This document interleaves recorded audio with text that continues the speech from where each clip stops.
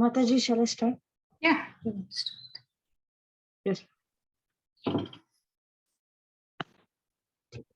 Om Ajnanatimirandasya Jnananjanashalakaya Chakshurumilitam Yena Tasmai Shri Gurave Namaha Shri Chaitanya Manobishtam Sthapitam Yena Bhutale Swayam Rupa Kadamayam Darati Swapadantikam Vandeham Shri Gurum Shri Yuta Shri Gurum Vaishnavamscha Shri Rupam Sagrajatam Sagana Raghunadanvitam Sajivam Sadvaitam Savadutam Krishna Chaitanya Devam Krishna Sri Radha Krishna Padam Sagana Lalita Shri Vishakhanvitamscha He Krishna Karuna Sindhu Dena Bandho Jagatpate Gopesha Gopika Kanta Radha Kanta Namostute Tapta Kanchana Gaurangi Radhe Vrinda Maheshwari Vrishabhanostute Devi Pranamami Haripriye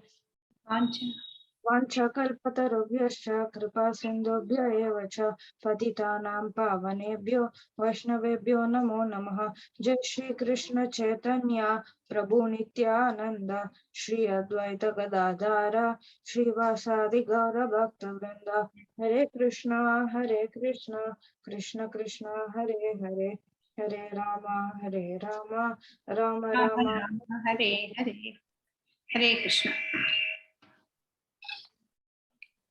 Oh, మీ అందరికి దసరా సెలవులు అవుతున్నాయా? If you are having Dasra holidays? Mataji, for me from 1st October 1st. Oh, from 1st October to 10. Okay, but Dasra has already started, no? Yes, ma'am. Yes, Mataji.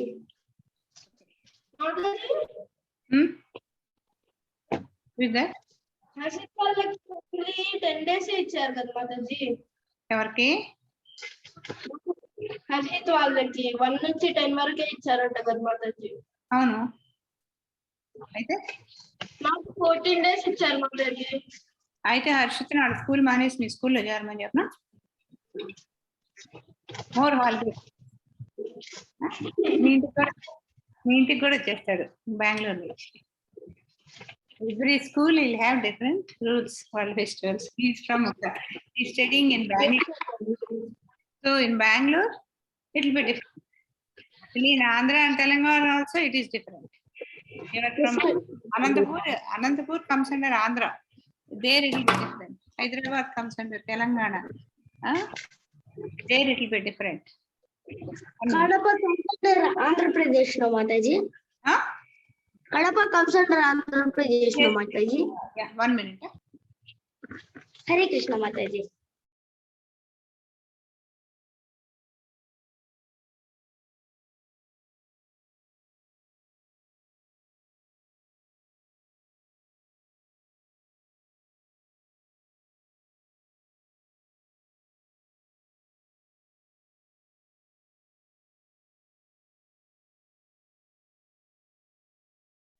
Mataji me voice వినపడలేదు, మీ mute లో ఉన్నారు.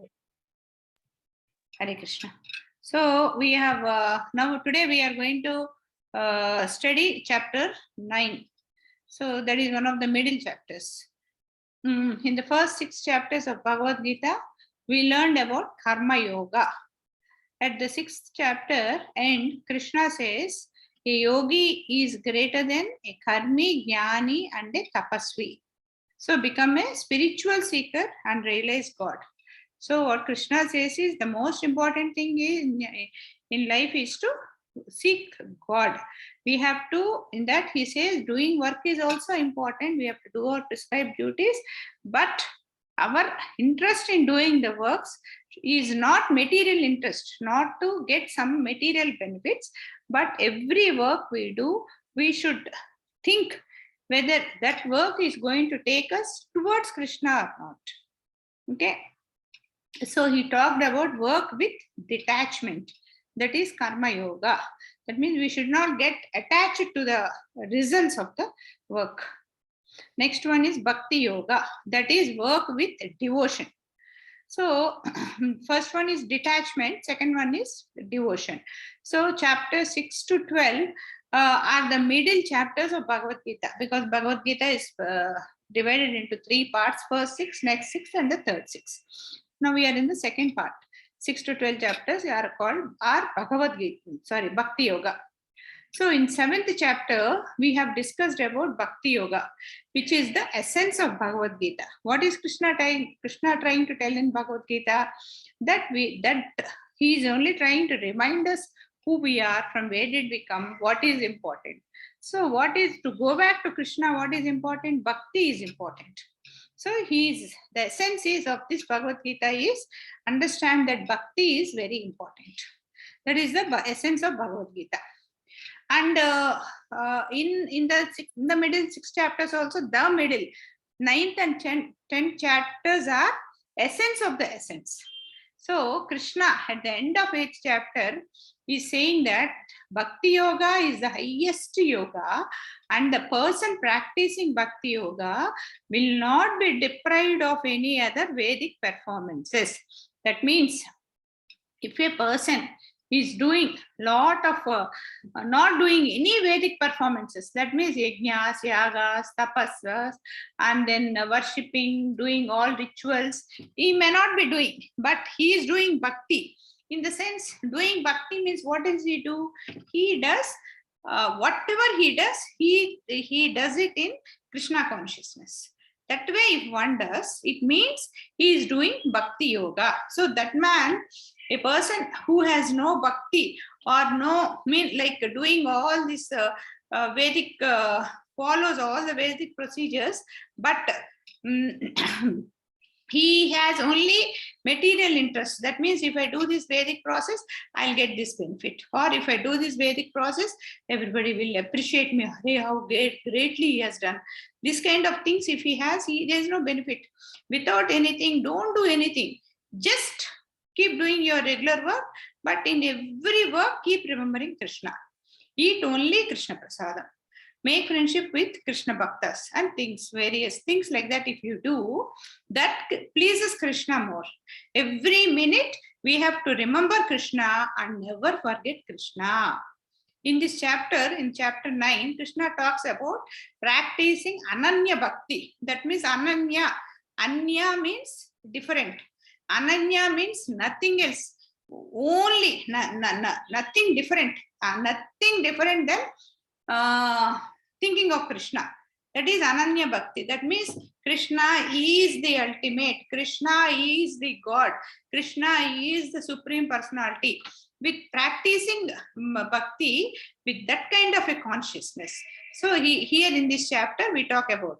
And in chapter 14 also, similar thing is told. But here also it is told. This is called most confidential knowledge. This is the knowledge about Bhakti. Okay, the name of this chapter is also called the most confidential knowledge. In chapter 2, he talks about the soul. And from 2 to 6, the chapters are called as Guhyam knowledge, confidential knowledge. There it is called Guhyam. That means it's a confidential knowledge. That means we really don't know about our soul, where we have come, what is the quality of a soul, and all those things we don't know. No? So that's a confidential knowledge. And 7 to 8, Bhakti is discussed more in deep. So there it is called more confidential. That is called Guhyataram, 7 and 8. And what is told in 9th is most confidential knowledge. That is Guhyatamam. So in 9th chapter, the most confidential knowledge is discussed. It talks about Kevala Bhakti. That is Ananya Bhakti. That means we say just do it, no? So like that, we say just Bhakti. Our mother says, no, when they ask us to do something, we keep on asking questions. Then what does she say? Just do it. I have told you to do it, do it. That is just do it. That means nothing else but do it. That is nothing else but Bhakti. That is what is discussed in this chapter. He talks about the Aishwaryas of Krishna and about the super excellence of pure devotee. Again, the same point. Unless we really understand the greatness of Krishna, how can we get attached to him? Only when we know the greatness of somebody, we get attached. Like when in a childhood, when we are very small, whatever our father does, Arey, my father is so great, he's doing so great things, we'll think. And if you have an elder brother can do something better than us.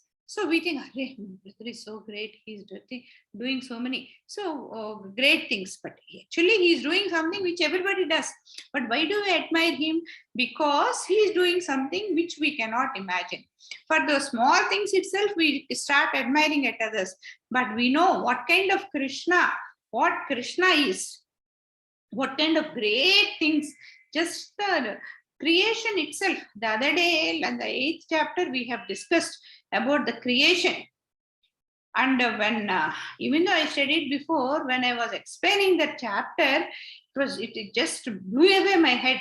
See, we talk about even our life itself, it looks so long for us. And now we know what is Brahma's life. And now 100 years of Brahma, that time is one exhalation time of Krishna.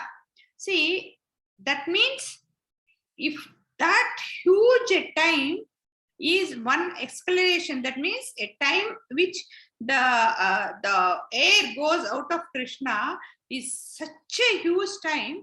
Just imagine what kind of a gigantic personality Krishna will be. When that thought has come, I thought, my God, what is this? We think Krishna is great, but what is this size? What is the greatness? It just that day when I was just preparing that, my head just blew my head. That's all. Okay, so that is the greatest power of Krishna. Okay, inference in chapter 7 and 9 are more or less okay.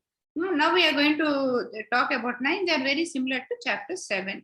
Like the theme, see that way Bhagavad Gita, everything is the same thing repeats. Bhakti, bhakti, bhakti, keval bhakti. Worship Krishna. Keep Krishna in mind. Always remember Krishna. Never forget Krishna.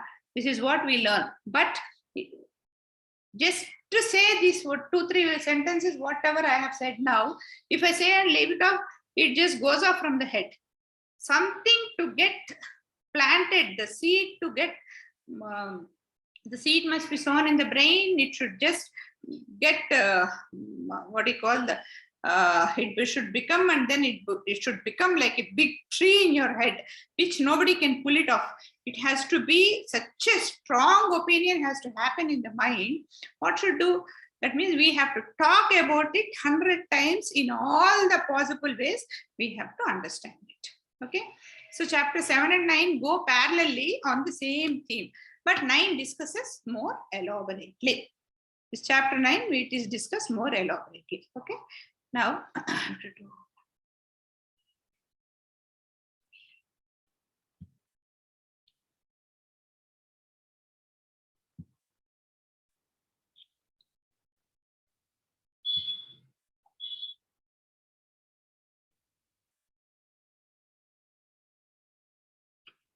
is chapter 9, most confidential knowledge. We have discussed now. Guhyam, Guhyataram, Guhyatamam, the most confidential knowledge. This chapter is quite important and we have to listen to it more concentratedly because it's not that easy to get it. Okay, and in chapter 8 we said attaining the supreme, remembering Lord Krishna at the time of death. This is all we discussed in chapter 8. Remembering Krishna by Yoga Misra and pure Bhakti. And we talked about material versus spiritual world. That is where we talked about the time of Brahma, the time of Vishnu, the time of Svasa, and all those things. Pure Bhakti in attaining Krishna. All this we have talked. And chapter 9, the most confidential knowledge. Sloka 1 to 3, the knowledge of Bhakti. What is Bhakti? And 4 to 10, Krishna's relationship with this world. Actually, this part is very interesting and very lot of concentration is required here. And 11 to 9, the relation of Krishna with this world. Like we have different, like human beings, we ourselves have different relationship with the different people. We have one relation with our parents, different with our husband and our wife, or different with our children, different with our brothers and sisters, like that, our neighbors, unknown people. That way, what is Krishna's relation with this world?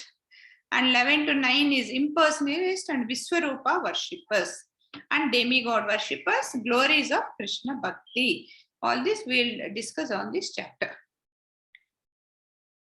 Okay. Okay, Rohan, you want to read this? 9th one? Yes, Mataji. Hare Krishna Mataji. Dandavat Pranam. Shri Bhagavad Uvacha. Idam tute guhyatamam pravakshamna rasuyave jnanam vijnana sahitam yajnatra moksha seshubhat. Translation: The Supreme Personality of Godhead said, "My dear Arjuna, because you are never envious of me, I shall impart you to the most confidential knowledge and realization, knowing which you shall be relieved of this Miseries? of these miseries of material existence." Hare Krishna Mataji. Dandavat Pranam. Hare Krishna. Mataji, this sloka came in how the slokas came, no Mataji? 100. What? In 100 sloka competition, this is came, Mataji. SSP. Okay, right. This is an important, this chapter itself is very important. So the Supreme Personality of Godhead said, "My dear Arjuna, because you are never envious of me," because this not being envious of Krishna is something very important. Because only when we like somebody, love somebody, admire somebody, we will give weightage to what they are talking. If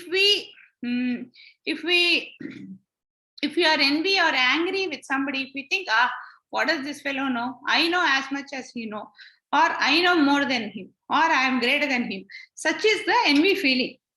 See, so if you have that kind of envy, Arjuna doesn't have that kind of envy. I shall impart to you this most confidential knowledge.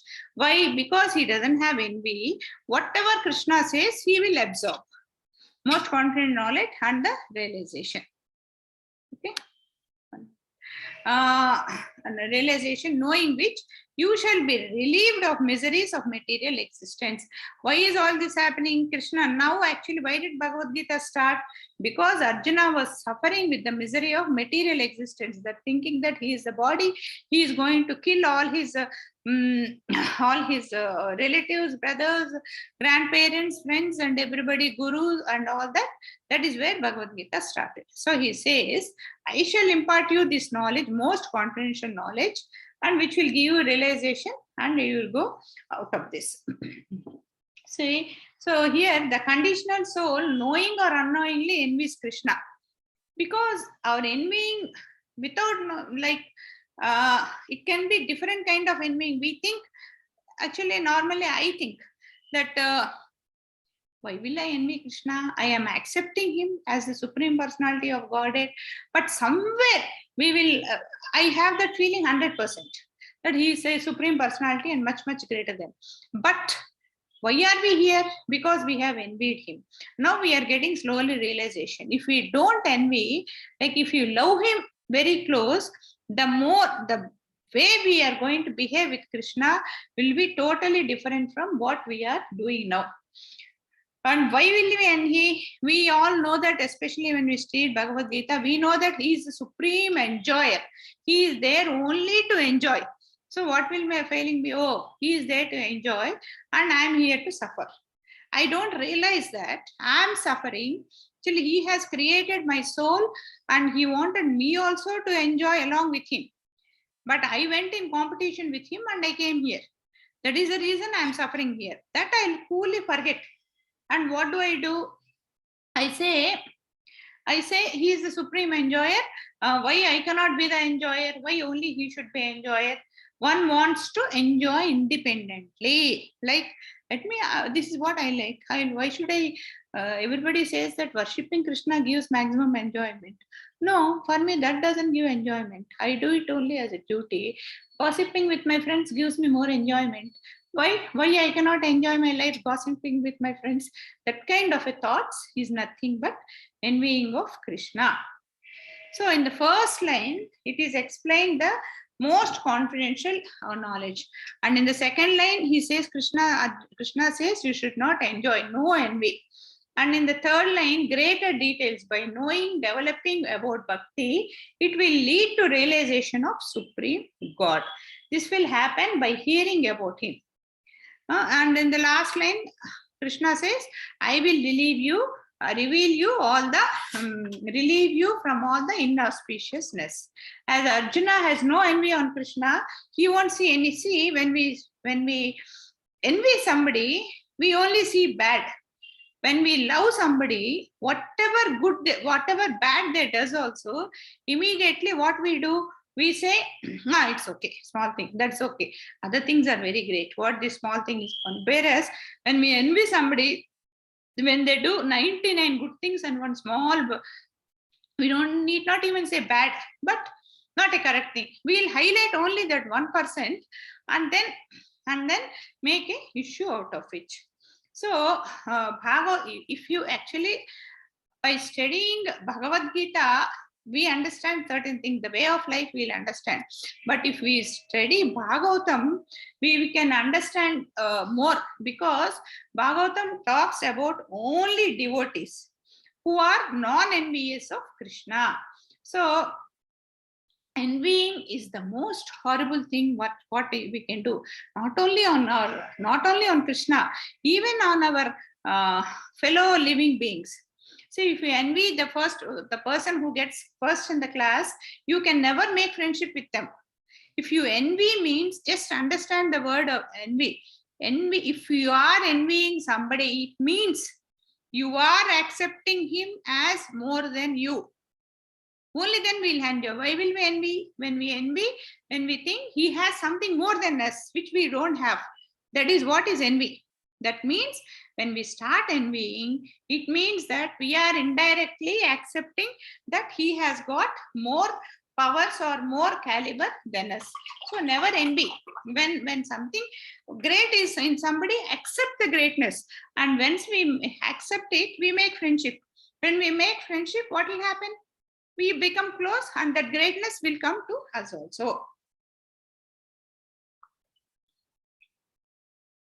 And once we start envying, we can never be a real devotee, as we cannot accept the knowledge from Krishna. And the knowledge from Krishna is very important to understand Bhagavad Gita properly. Okay, in first verse in the beginning of the 7th chapter, in the first verse, also Krishna talks about revealing about himself. He says, I am telling about myself.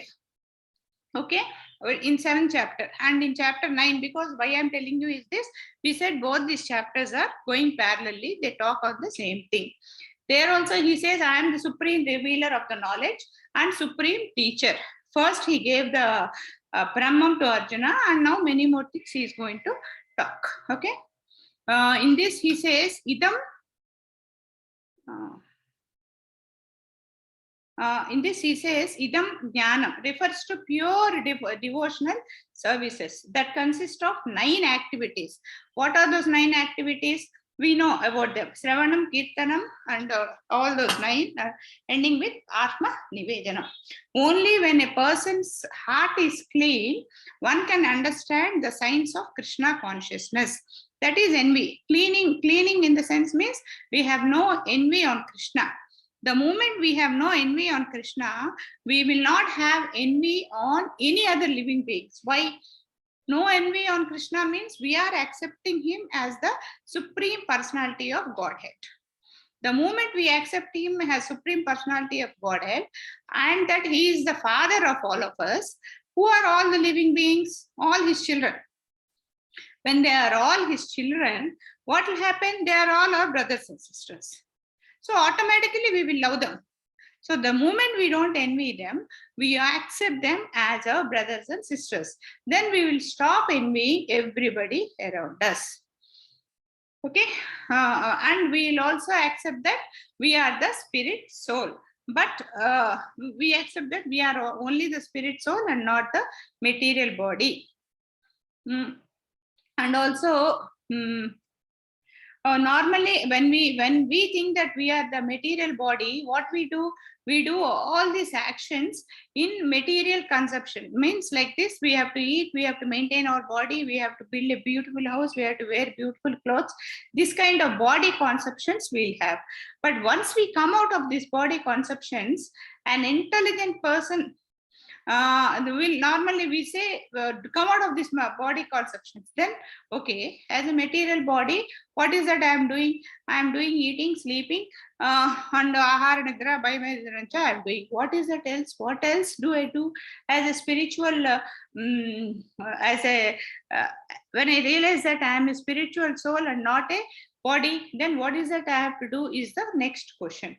Then what is it we have to do? When we are a spiritual soul, we are not soul, we have to do the activities of a soul. That means till now we are working on what is making this body happy. Now we have to give it up and then think about what will make the soul happy. And also, as we know, soul is very active. It is never dull. It can never be sleeping. It has to be active. Even when we are, the material body is sleeping also, the soul is awake and active. So we have to understand what are the activities of soul, and then what is it that keeps the soul happy. Okay. So what is it that keeps the soul happy? So soul, what is it that keeps him happy? The only thing a soul will be happy is the way we become happy when we go back home in the evening. The soul also will be happy only when it gets connected to the Supreme Personality. That means in the 5 we have discussed about these 9 activities of bhakti. Only when the soul does Atma Nivedanam, the final way of doing rituals, not rituals, bhakti, then that is what makes the soul happy. So one has to perform the eternal reward activities of the soul. What makes the soul happy is what he has to do. Okay. Jitesh, you want to say the second one? Hare Krishna, Mataji. Hare Krishna, Jitesh. Yes, Mataji. Yeah. Raja Vidya Raja Guhyam. Ravitram Midam Uttamam. Pratyakshvagam. Pratyakshavagamanam. Dharmayani. Susukam. Kartam Avyayam. Kartum avyayam. Translation. This knowledge is the king of education, the most secret of all secrets. It is the purest knowledge, and because it gives direct perception of the self by realizing it is the perfection of all religion. It is everlasting and it is joyfully performed. Hare Krishna. Hare Krishna. This knowledge is the king of education. What he is going to tell now is the king of all the education. That means king of the devotional knowledge. The most secret of all the secrets, that is Guhyatamam, the most, this is what he says, most confidential knowledge, is the purest knowledge. And because it gives direct perception of the self-realization. So this tells us what is self-realization. It is the perfection of religion. We will really understand what is a religion. It is everlasting and is joyfully performed. That means a lot of rituals and other things keep changing. But here he says this is everlasting knowledge. Okay. And what is he discussing in this? He talks about various things like Rajavidya, Rajaguhyam, Pavitram. These are all the words covered in this. Eight characteristics of a pure bhakti is explained in this. That is, he talked about Rajavidya, Rajaguhyam, Pavitram, Uttamam, Pratyaksha Agamanam, Dharmam, and all those things. So, what is Rajavidya? Rajavidya means Raja means king. Vidya is knowledge, king of the knowledge, most confidential knowledge. Vidura says the honeybee seeks honey. Like, how does a honeybee say? Let there be a park where there are some flowers. In a park, there are many more things. There are beautiful trees, there are plants, there are benches, there are water, there is water, and many more things. But the bee directly goes to the flower and then seeks the honey. It just does not even halt on anything else. Like, suppose there is a flower in a dump yard. Dump yard, how much dirt is there. A housefly will go and will land on the dump, the dirtiest thing. And whereas this honeybee, if they suppose in a dump yard there is one plant and one flower, the honeybee directly goes to the flower and takes the honey from it. That way, the honeybee seeks honey, which is the essence from a flower, in spite of many other things. That way, we should get that is the right, out of all the knowledge, the right knowledge should be taken. Rajaguhyam. Out of all the topics, the essence of philosophy is Harikatha. What is that right knowledge? Right knowledge is nothing but hearing about Hari, hearing about Krishna. It is the king of all secrets as a duty of the soul. The duty of the soul is to hear Harikathas. Nothing else. We need not do anything. Chanting and then just keep listening to all the Harikathas. If only you people can study Bhagavatam, there is nothing like it. You will get all the all the knowledge, because it talks about the devotees' lives. That means it is nothing but Harikatha. And the next one is Pavitram. That is the purest of all knowledge. It will uplift one consciousness. Like when we listen to somebody, when we listen to a good knowledge, what will happen? Our thoughts go in that good direction. Suppose we listen to some bad knowledge, that means talking ill about something, or somebody doing everyday morning, the moment we open the newspaper, what is that we see? All, this fellow has killed that fellow has done that, this fellow has murdered this fellow has done it. Total that. If we start reading our day, our mind gets blocked. Instead of that, early morning, just open the book, read Bhagavad Gita, Bhagam for half an hour, and then leave it there. Our mind goes with a fresh thought, a pure thought, a good thought.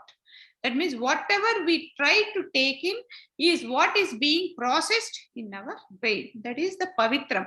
So we have to absorb the Pavitram knowledge and then keep it in the mind. Uttamam. Tama is darkness. Tamam means darkness. Uttamam means beyond darkness. What is beyond darkness? The knowledge of pure bhakti. This takes us beyond the darkness of material world. That means if you go to Goloka, it is all self-effulgence. There is no sun or moon there. Everything is always bright. Here only when the sun comes, it is bright. Otherwise, it is dark. So it takes us beyond the darkness of material world. That means it gives us the knowledge of the spiritual world and the spiritual things. Okay. Next is Pratyaksha. That is direct experience of self-realization. We will, once we start doing all this, we ourselves will understand what is self-realization. When we'll develop the realization within ourselves that we are not this. Now we are just hearing that we are not the body, we are hearing, we are the spirit soul. But then what will happen is the realization will naturally come. And dharma, perfection of all religions. We always say dharma. We have to follow dharma. That is the perfection of the religion. That is nothing but bhakti yoga. Okay, as per the social status, one is supposed to follow many duties, temporary to one's lifetime. That means now I am a female. What are my duties as a female? I have to take care of my family, I have to take care of my children, I have to take care of my elders, and that kind of duties I'll have. But suppose the same thing, I am born, my soul, the soul is in a male body, the duties are different.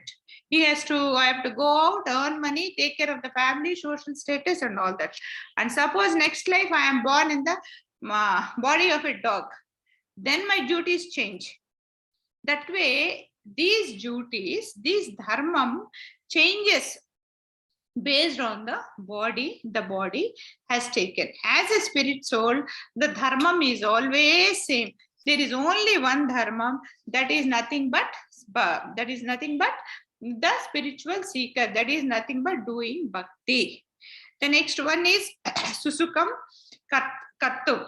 That means by developing devotional bhakti, one can be very happy, and it is very easy to practice. Susukam. Okay, kartum. Susukam kartum is nothing but the most comfortable thing to do is doing devotional service, and which is very easy. There is no difficulty in this, and we need not do any difficult kind of spiritual activities. Avyayam means which is permanent, indestructible, eternal, everlasting. As we always talk about this, and as we always know, whatever earnings we are doing in this material world is temporary. Now I do double PhD, triple PhD. The moment I leave this body, unfortunately, again I take the body of a human being, again I have to start one PP1 or LKG. But that means that knowledge whichever I have earned in this life is temporary to this body only. This body has earned this. But if I learn the spiritual knowledge, that is eternal, everlasting, that will be carried to the next life also. That means I may not remember Bhagavad Gita, but my consciousness takes me there. And to absorb the knowledge of Bhagavad Gita, like a person who has no knowledge at all might take a lot of time to understand Bhagavad Gita. But some people understand it very simply because why? They already have the understanding unknown in their minds. And because if maybe I'm not having that knowledge, to understand Bhagavad Gita, I have to read everything 10 times and try to understand. Suppose I have that knowledge, which I've got from my previous life, it will be very easy for me to understand. So the above 8, whichever I have told, are the knowledge of bhakti. Our future body, as I told just now, will depend on what we are doing in this material body. Okay? By being and the best way to do devotion is very simple. Be in the association of pure devotees. See, in the English, we have this saying, no, tell me who your friends are, I'll tell you who you are. That way, one can, when we really love Krishna, we will love only the people who are devotees of Krishna. Because I know the circle, because now I have very good association with lot of devotees. We go for satsangs every Saturday, Sunday evening. Every Saturday and Sunday, I look for them.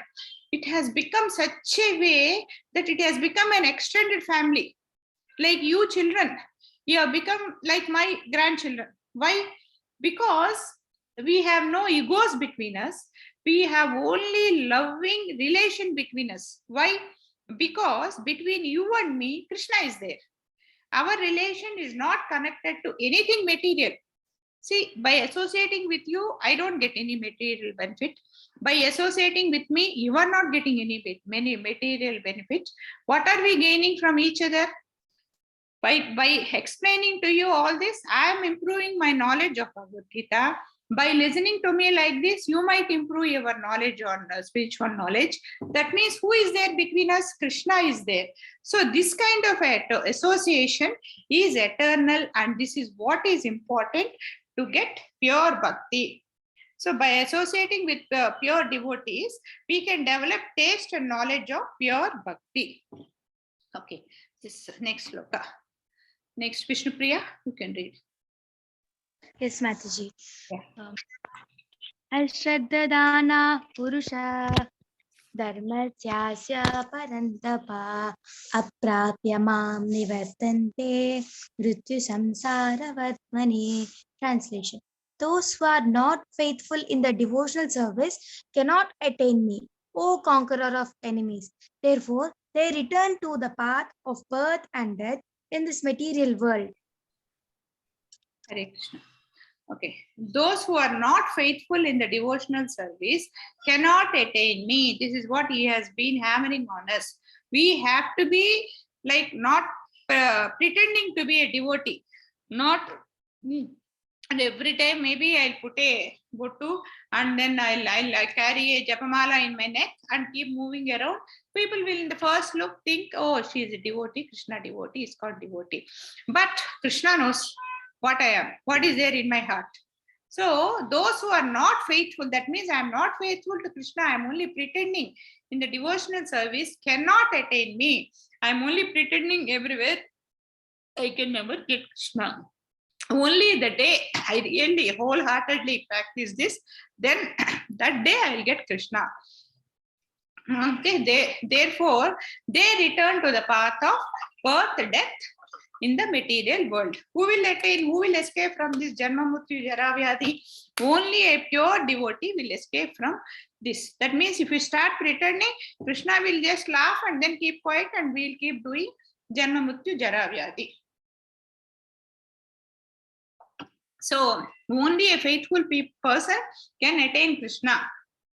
Shraddha, we have to, whatever we do, we have to do with Shraddha. Ashraddha is no faith. Here he talks about Shraddha and Ashraddha. That is not having faith and no bhakti can never get Krishna. And always in this Janma Mrityu Jara Vyadhi. So to develop faith, how will we develop faith? One way to develop faith is when we see the other devotees, what they are doing and how their faith is increasing, what are the benefits they are yielding, all those things when we see, we develop faith to believe that by serving Krishna, we will get better benefits in life. By seeing how, just by reading a book, we won't get it. When we see a different devotee, we will understand that. We have to pretending means when there is a plant and I need to water the plant. Where should I water? I should water to the root of the plant. Just to pretend that I am watering, if I put some water on the leaves, will the plant survive? It won't survive. So we have to do a wholehearted service. By serving Krishna, one can satisfy all the demigods also. That means, as this point also we discussed many times, that demigods are again reporting to Krishna. And when we pray to Krishna, when we pray to demigods, in turn they pray to Krishna and get those our desires fulfilled. So when we directly approach the boss and then get satisfy him, even the demigods are happy. So as we keep on practicing devotional service, it keeps increasing. The day we stop, it just slowly fades away. So we have to continuously keep practicing. So one who has complete conviction is a class 1 devotee. But having complete devotion is something very difficult. Only with thorough practice, we will get that. Let's conviction. What will happen? Okay, maybe I'm correct. Maybe Krishna is there. May not be Krishna is there. If we have this kind of a thought, when something negative happens in life, immediately we'll think, oh, he's not there. See, why did this negative thing happen? But we should always remember one thing, that just because we got into the devotion of Krishna, we should not think that nothing bad will happen in my life. We should not think I am praying to Krishna every day, so I'll definitely pass, I'll get good marks in my class. No, you will not get. You will have to put in your hard work and do. And finally, our karma also acts. Maybe forgetting our certain bad karma which we got to this life, to get that, our hard work also may not pay. So we should always understand, okay, maybe I have put in my best efforts, but it did not happen because that is a good thing that happened for me, because my material desires are my previous lives karmas are getting washed away. So we should only have 100%, whenever we do some work, we should do it with 100% conviction. That means we should also do it with 100%, not okay, anyway, the result is in Krishna's hand. Let me do it. Let me just do it. Not that way. We have to do it as if it will not happen if I'm not there. But the result, we should be very clear that if it is a good result or bad result, we should take it in the same sense. Okay. So till now we have been discussing about the glories of Bhakti Yoga. How a Bhakti Yoga, what is greatness of a Bhakti Yoga. Now from Sloka 4 to 10, Krishna will reveal the actual knowledge. That is the Aisvarya Jnanam. How Krishna maintains this world with his powers. So last chapter we have studied about his powers, what kind of great creation he has got. So now we will talk about how Krishna maintains this thing. Harshit, will you read? 4. Yes, Mataji, can I read, Mataji? Let Harshit read. Next one you can read. Okay, Mataji, Hare Krishna.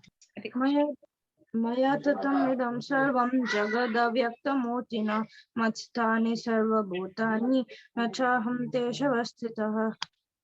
Translation: By me, in my unmanifested form, this entire universe is pervaded. All beings are in me, but I am not in them. Hare Krishna, Mataji. Hare Krishna. So here these things you have to understand very carefully. By me, in my unmanifested form, the entire universe is pervaded. That means in my unmanifested form, the entire universe exists in my form. All beings are in me, but I'm not in them. Okay, here we get a lot of doubts. What is this? We all know that all living beings are in Krishna. This we all know. But I'm not in them. We always think that Krishna is in here, he is in me. This is the faith we have on Krishna. Krishna is with me, he is in my heart, he is with me. Why again here Krishna says I am not in them, in the living beings, is the first doubt what we get. So this we have to understand very clearly. As he is in the unmanifested state, we cannot see him. So for those who have love or elevation of consciousness, only can see Krishna. That means this also we always talk. We always say, if Krishna is there, I should see him. When I am not able to see him, that means he is not there, which is wrong. So there, like suppose there are no paper or TV. Will you know how our Prime Minister looks? We won't know. How will we know? We will never know. Suppose I feel I want to go and see our Prime Minister. Will I be able to go and see? I cannot see because I don't have that capability which will allow me to take to the Prime Minister. Suppose the Prime Minister wants to see me immediately, he said, "Court Padmavati, I'll be called." That way, if seeing our Prime Minister itself is so difficult, Krishna is much more greater than him. How can we see him? We cannot see him. Okay, unless we earn that merit to see him. Okay. So sadhakas cannot see in everything, but by studying shastras, they became aware that Krishna is there in everything and he can see and can see. That means initially we won't see, but only when we keep practicing Krishna consciousness, when we develop faith on Krishna, then we will start seeing Krishna in everybody, in everything and everybody. That is when we will be very nice and very kind-hearted to every living being around us. That is the reason a devotee can never think of eating non-veg, because he is seeing Krishna there and everywhere he sees Krishna. So that is what is very important.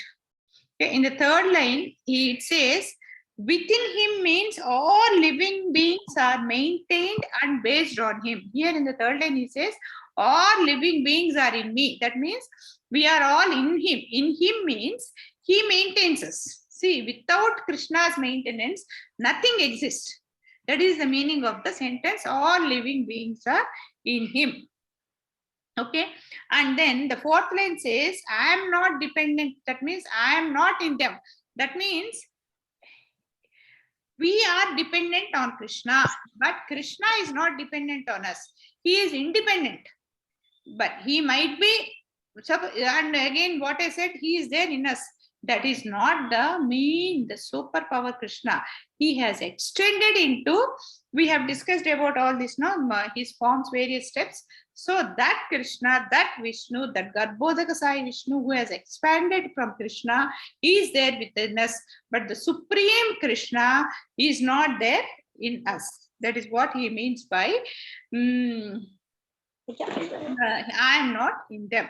So first and fourth, here the first and fourth lines are contradicting, but contradicting with each other. He is there in everything, but not dependent on them. So we have to understand that he is there, but he is not dependent on any of this. Whether this universe exists or not, it just doesn't matter for him. But if Krishna doesn't want, the next minute this universe is not there. We are not there, and nothing is there. So the Brahman is all pervading. As Paramatma, he is sustaining everything. As a Bhagavan super soul, he is in everything. As Garbhodaka Vishnu, everything is in within him. Just like sunshine is everywhere. But sun doesn't mean that sun is, see, we say that every morning, the moment there is light, we say the sun has come. The sun is coming into the house. Is the sun coming? The sunlight is coming. That way Krishna is there. But where is the sun? The sun is there only. Sun is there only, and sun is here also. But that sun is different from the sun what we are talking here. Okay. Krishna is there in everything, away from everything. That means the expanded form of Krishna is there in everything around. But the actual Krishna, who is in Goloka, who is the creator, who is supreme personality, is not here. He is not involved in anything, and he is aloof from everything. He is totally unattached with all these things. Okay, as one person in this form, he expands into everything, and due to his expansion, he does many things. Like, you know, we have studied that whatever Krishna is, whatever we are doing, Krishna, we talk about these two parrots, no? One is in, which is one parrot doing everything, the other parrot observing. So the one parrot which is doing is our soul, the other parrot which is observing is Krishna. This is what we studied many times. So, so again, that means Krishna is there in us. But again, here says, I am not there in you. The Krishna who is there in us is the expanded form of Krishna, but the actual Krishna, the Supreme Personality, is not in us. He is far away from us, and our existence is immaterial for him. He has multiple energies due to which he can do everything and anything. The Prime Minister is there. Just now, as I have told, the Prime Minister, he is the controller of the total country. But he is not everywhere. He is sitting in his office. But it is indirectly that he is everywhere. Because it is his instructions are everywhere. And all the officers who are around him are following his instructions. That means he is indirectly everywhere. When officers are following his instructions, it means his instructions are being followed. That means he is there in that office. That way, the expanded form of Krishna is there in everywhere. That is, the energies, Krishna's energies are there everywhere, like the sun. The sun is no different from the sunlight, from the energy of sunlight. We say the sun has come. Who has come? The energy of the sunlight has come. Seeing light is not seeing sun.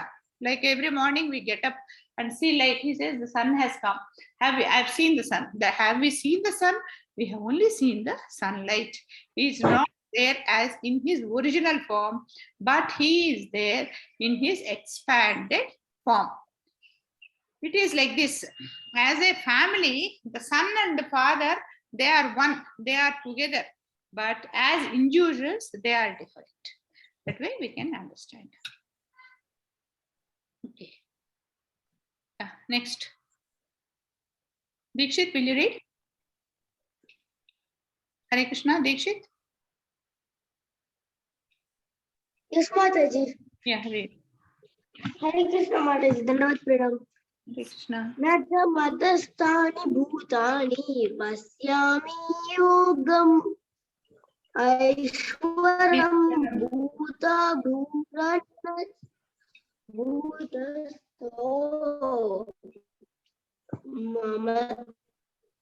mamatma bhuta bhavana. Translation. And yet everything that hold my mystic opulence, although I am maintainer of all living entities, and although I am everywhere, I am not a part of manifestation for myself is very source of creation. Hare Krishna Mataji. Thank you, Mataji. Hare Krishna. And yet another thing that is created does not rest on him. Yet everything that is created does not rest on me. Behold my mystic opulences. Although I am the maintainer of all living entities, and although I am everywhere, I am not a part of the cosmic manifestation. For myself is the very source of creation. Here we have to understand this very carefully. And here he is very clearly saying everything is there within me and nothing is there within me. Everything is dependent on me and nothing is resting on me. These are all contradicting statements. Everything is dependent on him.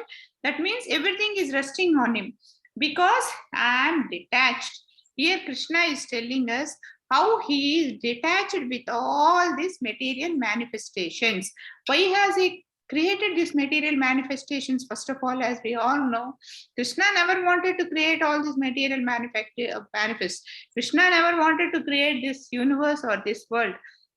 It was all because of our desire, because we felt envious on Krishna and we wanted to enjoy this life without Krishna. He had to create, he's forced to create this, and then he has sent and then he created. So it is not his desire, nor he has no interest in this. He always wants us to be with him only. So he is totally unattached to all this.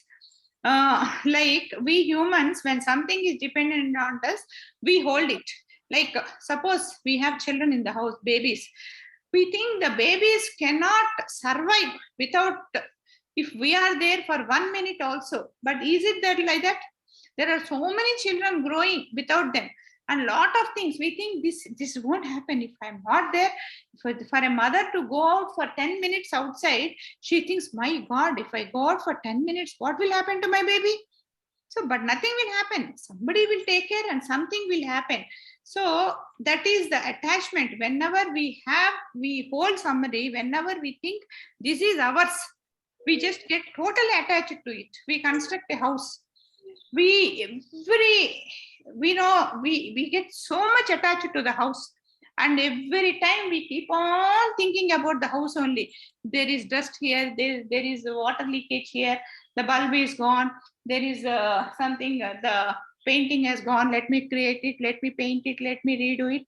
This kind of thoughts, because we have created that house, our attachment to the house is so much. But Krishna has created all this creation. He has no attachment to this. That is the reason why this manifestation and unmanifestation happens. That is why all this goes back, everything is become nullified, and again Brahma's day, everything morning it is created and evening it goes back. It comes fresh and goes back. Why? Because Krishna has no interest on this. You see, Krishna loves his devotees so much. What does he want from them? He wants them to go back to him, not that stay in this material world only. So he has no attachment on the material world. If at all he has any attachment, he has attachment on his devotees, not on him. He wants to take back all the devotees to his Goloka. Okay. And in the spiritual world, he is attached with only the spiritual world. He has only created for our sake. So he is very aloof from all that. In this we are discussing Sloka 9.4 and 9.5. These are the most important slokas when one should. Here the Sloka 9.4, we should take one as Krishna in Goloka. When we talk about Krishna in the Sloka for 9.4, with the Krishna we are talking is the Krishna in Goloka, and other as his energies, not anything else. We rest on, and here where are we resting? We are resting on the Garbhodaka Sai Vishnu or the Ajisesha, on whose head all this creation of the universe is there. Okay, Sloka 6. Vishnu Priya, can you read? Hare Krishna. Vishnu Priya, are you there?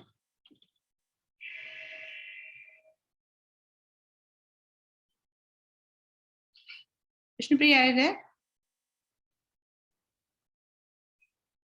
Okay, Harshit. Yes, Vishnu Priya, carry on. यथाकाशस्थितो नित्यं वायु सर्वत्र गोमहान् तथा सर्वाणि भूतानि मत्स्थानीत्युपधारय. Translation. Understand that as the mighty wind blowing everywhere rests always in the sky, all created beings rest in me. Yeah. Understand that as the mighty wind blowing everywhere rests always in the sky, all created beings rest on me. See, we have the wind around. The wind, the air, it has the power to go into any place. If you see, there is no place in this universe, in this world, in this material world, where there is no wind. But the wind is so powerful, the air is so powerful, there is nothing there. Any small place is there, the wind is there. That way. But what is its restriction? It cannot go beyond this sky. It has to, whatever force it might have, whatever, see, the wind is so powerful, it can just blow off houses to houses. It can just blow off anything. But it cannot go beyond a restricted place. That way, everything rests on me. Similarly, living beings can do everything like that. The way the wind is doing whatever, going wherever it wants to go, living beings also can do everything, but within the purview of Krishna. That means wherever the control, wherever Krishna, whatever we can do, whatever Krishna has allowed us to do only. Even a blade of grass cannot be moved without the instructions of the Supreme. We cannot do anything. We have this story also regarding Arjuna. Once Arjuna asked Krishna, see, when when Arjuna married Draupadi, there was a test put. Like there is a water bowl here, and on the top of it, there is a fish moving very fast. Very fast means very fast. So person has to look into the water here and then hit the eye of the fish, looking at the shade of the fish here. So Arjuna does that. So Arjuna asks, see, it is me who has done all this. Why should I give the greatness to you? So Krishna said, if only I had blown little wind there, the water would have moved like this. Then can you hit the eye of the fish? You cannot hit. So that is the power of Krishna. So because Krishna wanted Arjuna to hit the eye of the fish, everything was stable. If he doesn't want, some gimmick will happen there. Even a blade of grass cannot be moved without the Supreme Personality's orders. Although the sky is containing the wind, it is not attached to the wind. It is just inside. It is not attached to it. Similarly, Krishna is also not attached to the living beings.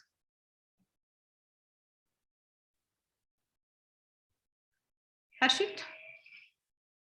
Harshit? Hare Krishna Mataji. सर्वभूतानि कौन्तेय प्राप्तिं वान्ति मामेकं कल्पक्षे पुनस्तानि कल्पधौ विसर्जमि aham. Translation. O son of Kunti, at the end of the millennium, all material manifestations enter into my nature, and at the beginning of another millennium, by my potency, I create them again. Hare Krishna. O son of Kunti, at the end of the millennium, all material manifestations enter into my nature. And at the beginning of another millennium, by all my potency, I create them again. This we have studied last week, that at the end of the millennium, that is when he takes his breath inside, all his manifestations go into it. He has developed so much. We know now that Krishna loves all of us, but in spite of that love and affection, the moment it goes inside, we are all gone. So that means he is not attached. Man enters into my nature. And at the beginning of another millennium, again, all the potency, I create them again. Okay. From 4th to 6th slokas, Krishna describes how he maintains the entire world. He also spoke about the inconceivable material energies with which he maintains the world. Okay. And now in sloka 7 and 8, he describes how he creates and destroys these material worlds with his energies. So we have studied this last week. Again, he is saying. So in 7th sloka, he says, Kalpaseya means the end of the Brahmas, at the end of the Kalpam. That is at the end of the Brahma's life. That is Brahma's day, sorry. At the end of Brahma's day, all that destroyed and recreated at the beginning of next day of Brahma. And here when he says, my material nature, everything is absorbed into my material, that is his material energies. He's talking about his material energies. At the end of Brahma's life, all these are sent into his material Prakriti. Again recreated. That means again when he exhales, again the total creation is formed. This process keeps happening. One kind of pralayam, these are called pralayam. And one kind of pralayam is when the false ego, and these are all different kinds of pralayam. That is we know something what is happening here, and the one kind of pralayam is every day of Brahma, and the final one is when Krishna takes his breath inside, that is Mahapralayam. But Krishna says here, Prabhupada says here, that is simpler. The greatest pralayam, the greatest thing which can happen is destroying our false ego, which is, see, he is comparing our false ego with the Mahapralayam, the total creation going back into Krishna. That will happen, but the false ego thinking that I am this body, I am equal to Krishna, I am greater than Krishna. Why this is happening only to me? I am so good, I am so great. This kind of thoughts. He says, these are Mahapralayam. So the pralayam, which is the false ego of the living entities die, that is when this false ego goes, immediately we understand that we are the servant of Krishna. When we get this realization, immediately we go back to Goloka. In the lifetime of Brahma, there will be 100 into 365 creations and destructions. That means every day there is a creation, every day there is a destruction. And we talked about all this, 100 yuga cycles is 1 day of Brahma. Yuga cycle is, our 100 yuga cycles is 1 day of Brahma. Similarly, 1 night.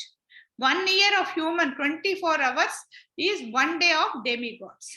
That means 1 year we spend here. That is why we do once in a year, we try to serve food to our ancestors who have left us, because they have all become eternal.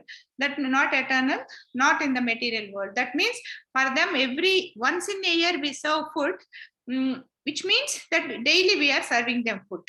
So this 12,000 of demigod years is one Chatur Yuga. Okay, all this we have studied last year.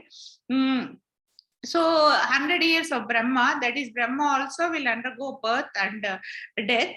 That means that 100 years of Brahma, but he works directly for Krishna. So he attains Goloka after finishing the 100 years of his duty. Okay. And we have studied all this, how the material world is created and all that. Okay. And 7.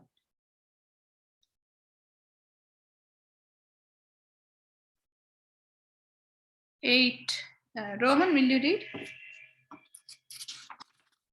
Harshit, who will read? Harshit, you read? You are there in between, no? Reading Mataji. Okay, next Harshit will read. Hare Krishna Mataji. Hare Krishna. Prakritim swam avasthabhaya visrajami punah punah bhutagramam imam kristam avasam praktarer vasad. Hare Krishna Mataji. Dhanavad pranam. Thank you Mataji. Meaning the whole cosmic order. Yes Mataji. Translation: the world cosmic order is under me until my will it is automatically manifested again and again, and under my will it is annihilated at the end. Hare Krishna Mataji. Dandavat Pranam. Thank you Mataji. The whole cosmic order is under me. It is under his control. We know this. Under my will, it is automatically manifested again and again. Under my will, it is annihilated at the end. That means all this creation, destruction, everything is happening only because of me. And it is being created, and again it is going back to me just because of my action only, because of me only. And in this he says avasam. Vasam means control.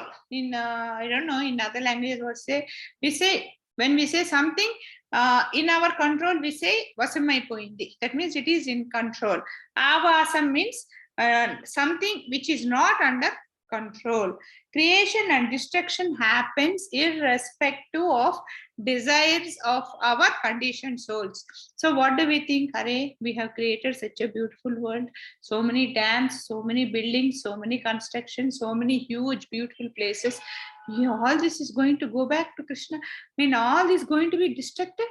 Why it should be destructed? It should not happen. Is our material thoughts. But this doesn't affect Krishna. Whether we desire or not, everything goes back. Living entities cannot decide their birth and death. Like as per our karma, we will be born. So that decides to whom we should be born, which kind of life we should take, what kind of life we are going to spend. All this decides on our karma. But nothing. Actually, Krishna also doesn't get into this, because the secondary creation is done by Brahma, who takes care of all this under the instructions of Krishna. Because Brahma is instructed to do the secondary creation, because the first creation, the soul is created by Krishna, which has envied Krishna, rejected Krishna, and came back here. So based on the karma we are doing, our birth death cycle keeps on creating. Okay. And the creation, actually this total creation has happened just because of our desire. We always think, why all this? Because it all happened, we have forgotten, but it happened only because of our desire. So the soul decides to enjoy irrespective of Krishna. I don't want Krishna, I would like to enjoy. He is creating the material world. But how the material world is not as per our, only coming here is in our hands. After that, it all depends on what kind of karma we are doing. Based on that, our life will be decided. So nothing is there in our hands. Harshit?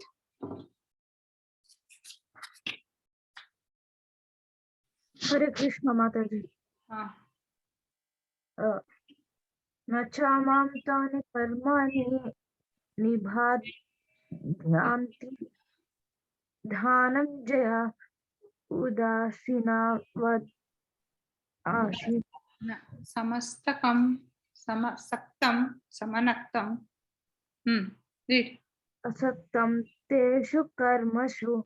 Translation. O Dhananjaya, all this work cannot bind me. I am never detached from all these material activities.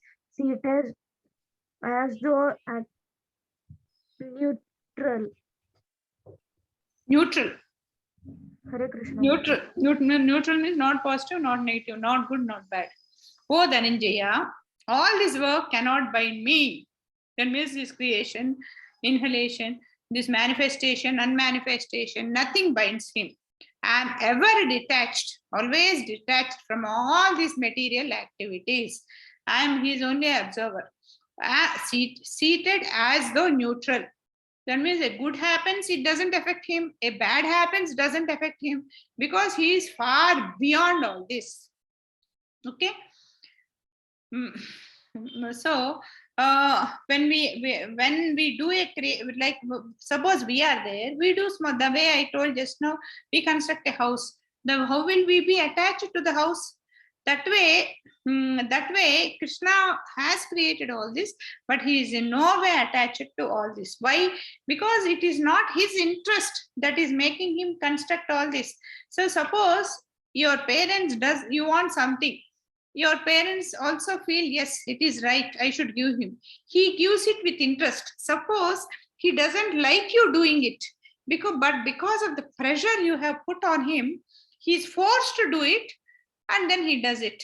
So he is not bothered whether whatever you have asked is working, not working, good, bad. As long as it doesn't harm you, he doesn't bother. That way, Krishna also, it is not his desire to do this creation. So he is not bothered. So he's not bothered. So, but Krishna is not, he's not attached to it. He is always in the spiritual. What is there? Where is Krishna? Krishna actually, the main Krishna is not here. He is always in the spiritual world. Always, he is always busy. And he is always enjoyed. He is a Atma Rama. Atma Rama means he is a self-satisfied person. Atma, Apta Agamam. That means his desires are automatically fulfilled. Like suppose I want something, automatically it doesn't happen. I have to work for it, or somebody next to me has to work for it, and various things have to happen. But for him, like we always talk about this, no? He has come to this universe to kill the bad people, the demon. No, we always say, why should he come? A just thought of his will kill everybody. But he has come. That way, he need not do anything on his own. Just a thought will fulfill all his desires.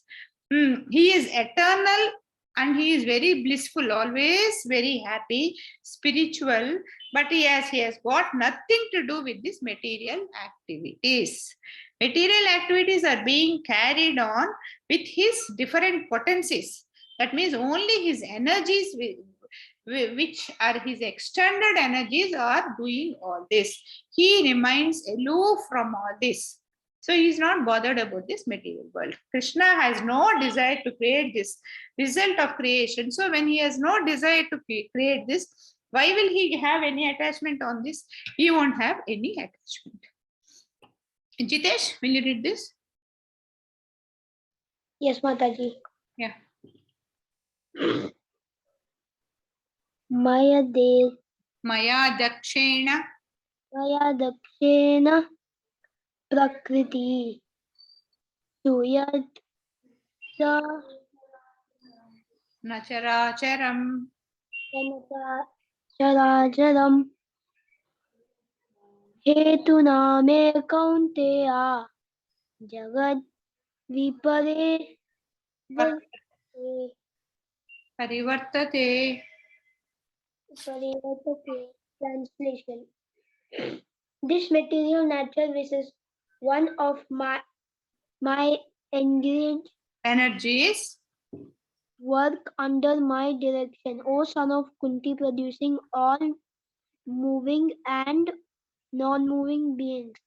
Under its rule, this manifestation is manifestation is created and hated again and again. Hare Krishna. This material nature, which is one of my energies, he says, I am not doing it this. This material nature is one of my material energies. He is working under my direction. O son of Kunti. His direction means a direction of his energies. O son of Kunti, producing all moving and non-moving things being.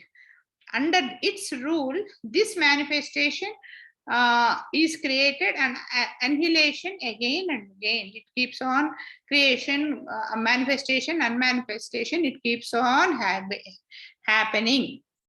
Here, Prabhupada says, Krishna is the supreme director. He doesn't do anything. He says, you do like this, you do like this should happen like this should happen like this. When a movie is taken, the director can envisage, he can just picturize the whole movie, and then he gives direction how things should move. So the management is done by the material nature. So Krishna gives the instructions, he's the director, and then the material nature does everything. He is who is given the direction, the material nature is given the direction, and a system is formed, and everything happens as per the system. What is the system that is happening here? That is based on our karma. We take birth in this world, and then based on our karma, based on our action, we accumulate good karma, bad karma, akarma, sakarma, and based on that, the life will be done. That is the secondary birth. The secondary creation is done by Brahma. This is all the system which is formed by Krishna. So that is how things were moving. It is not that Krishna is doing. Krishna's extended energies are doing. By our own choice, we entered into this material nature. That was our karma and our wish. Like we go to exhibition, and what is our wish? We go to exhibition. So what is there in exhibition? There are a lot of interesting. Some cool people, they'll just go around, eat around, and then come back. A person little more interesting, he will just go on something, a giant wheel kind of thing, which goes on the land just simply like this, round and round, which is very simple. So he just wants to enjoy that. Another person wants to get onto the giant wheel. Another person wants to get on a more complicated thing. These are all individuals' desires. A more complicated things which we even takes a reverse direction and which does all gimmicks. Some people want that. And because people are desiring to get onto this, the owner of the amusement park will wish to do it, and he will give it to somebody who will design everything and do. But after getting onto this, while going on this, it takes a reverse turn, and then my head turns, I get afraid, and I get a heart attack sitting on it, and all that. Who is responsible? Nobody is responsible. It is me. It was my desire. While getting on it, it is written, a person who is very timid or a person with a weak heart should not get onto this. All these precautions are there. In spite of which we get onto it, it's our headache. It's what we have desired. This is what all we desired. Fortunately, maybe some of us have desired that we want Krishna and we want to understand Bhagavad Gita. Krishna has blessed us. Like at least in my case, from my childhood, I wanted to understand Bhagavad Gita. But after becoming so big, almost becoming old, now I got the chance. So the desire is what is important. So all this, everything that happens to us is our wish only. But based on our karma, the wish is fulfilled in different ways. And we all should realize that this is a dukkalayam and this is asasvitam, and we should not hang around on this. Okay. And we should also understand this example. We should understand that if we are not conscious of what is happening, and if we are not conscious of the result of our action, we will be stuck. Like we know the bee. A bee looks for honey, and in the lotus flower there is honey. So the bee happily goes into the lotus flower and starts drinking the honey. It should have a consciousness that once it becomes dark, once the sun leaves, the lotus flower shuts down. Once the lotus flower shuts down, the bee won't have any oxygen. So what will happen? The bee will die. It is not the mistake of the lotus flower which has closed. You cannot say this lotus flower is so bad. You should know that the bee is there inside. Why did it close? No, that is the nature. That is the nature. So the bee, it is the mistake of the bee going at the sunset time and going and sitting there. And you cannot blame the sun, saying, hey, the bee will die. Why should the sun leave now? It cannot happen. Things will happen as they have to happen. It is our desires which will push us into good, bad situations. So we should always understand that anything we are undergoing is only because our desire. Okay, Hare Krishna. So we should be very, very careful in desiring things. Okay, Hare Krishna. Hare Krishna. So we have completed 1 to 10 slokas. Others will take tomorrow.